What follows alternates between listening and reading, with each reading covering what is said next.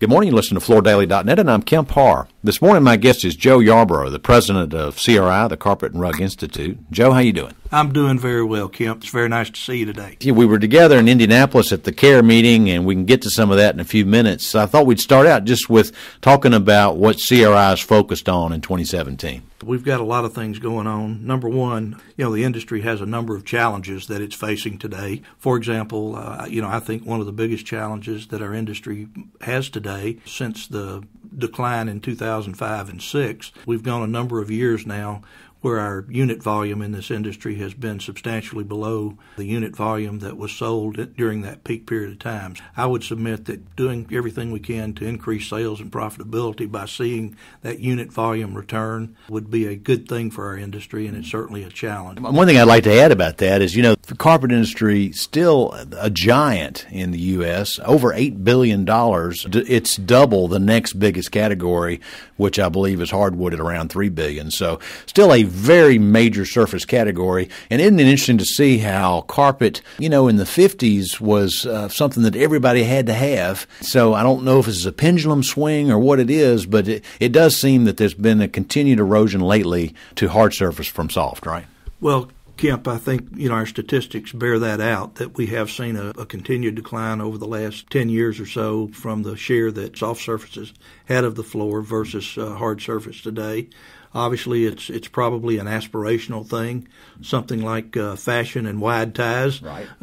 These things come and go. And being an older fellow, I remember in the 50s when, hardwood floors it was the aspiration of every family to cover that hardwood floor up with a soft surface broadloom carpet. Some of the issues are related to fashion and aspiration and value and other things.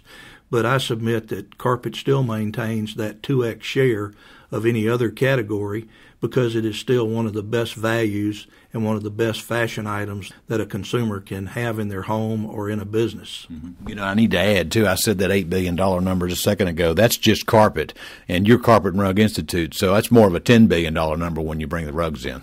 Yes, sir, that is correct. In your magazine and others, we see lots of media advertising, and where there is hard surface, more than likely there's either a broadloom bound rug or an oriental rug or something on that hard surface. So soft floor coverings are still very much a part of the decor in a home, and the technology and the improvements that have been made in carpets over the years, the soft, the stain resistance, all the features and attributes that are in carpet that still make it a very attractive choice for our consumers. So you're covering the challenges, and I know you're doing some other things. One thing, you're kind of helping with the knowledge base with your own membership, right? Yes, sir, we are. During my 3 years that I've now been here at CRI, of course, one of the things that we've done that's been a flagship effort on our part is our CRI 104 and 105 installation standard.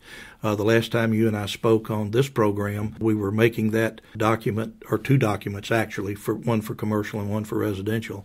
We're making those documents available for download free of charge to anyone who's interested. We've enjoyed more than 60,000 downloads of those documents since they were posted. We've introduced in the last few months a Spanish translation of that document. Smart. And we've seen thousands of that document in Spanish now having been downloaded. And we've added a number of video content in our residential 105 version, and we will be adding very soon some video snippets in the commercial version. So we're very happy with the success and the acceptance that standard is receiving. It'd be safe to say that it's the prevailing standard for installation, wouldn't you? That would be my opinion, yes, sir.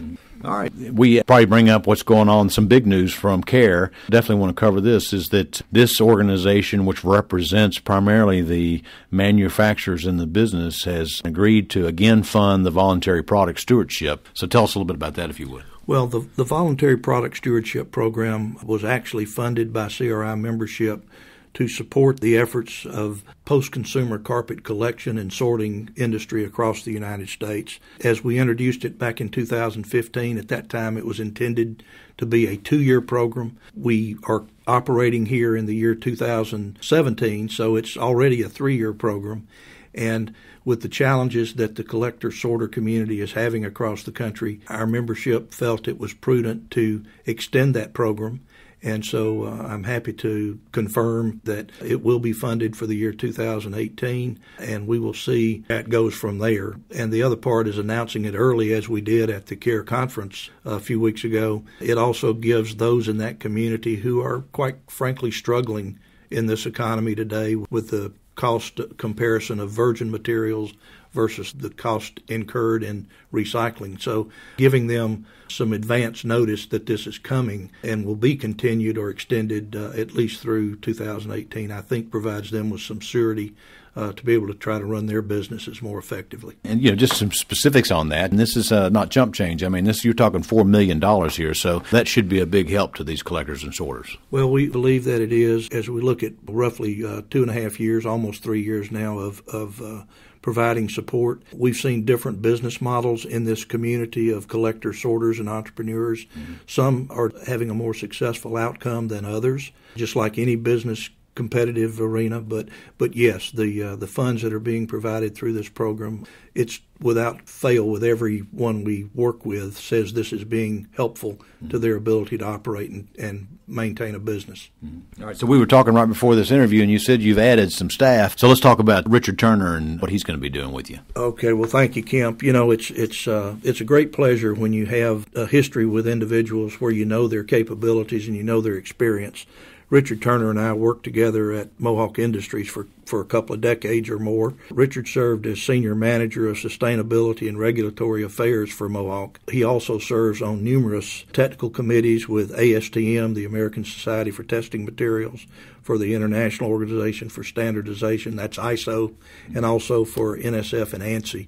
So Richard brings a wealth of experience, knowledge, and exposure to the broader industry and the broader certification and regulatory world that is already become, in the few months he's been here, a tremendous asset to the CRI and more importantly to the members of CRI to offer his expertise across the membership. Mm-hmm. So very happy to have him with us. I remember there was a guy here named Ken Macintosh who was a real technical guru, understood the ins and outs of how things are made. And so it sounds to me like, if you're going to be the Carpet and Rug Institute, that word institute, you've got to have some technical people. So it sounds like that's a good ad for you.